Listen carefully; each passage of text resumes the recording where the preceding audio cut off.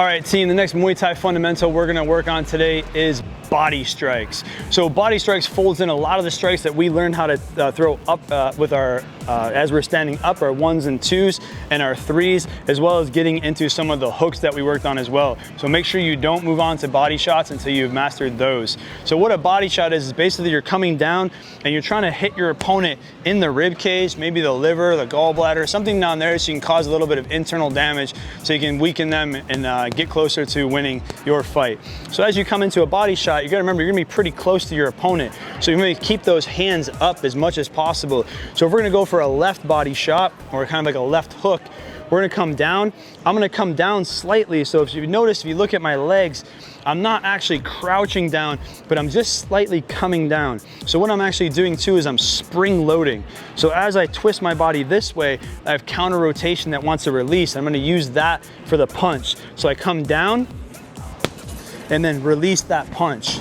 Come down and then release that punch.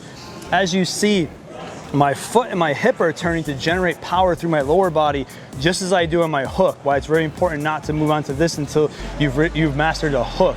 So we're gonna do this on the other side as well, and you sit kind of very similar. It's now I'm just gonna duck down to the right and then release. So same thing, you'll notice that I'm not dropping my hand way down. I'm coming in, hitting with those 2 knuckles on both sides, right? So those 2 knuckles in a small target area, and then I'm turning my hip and driving through my foot. So boom, down, down. So kind of a full body shot we'll see if I throw both of them side to side. It's here, we spring load down and release.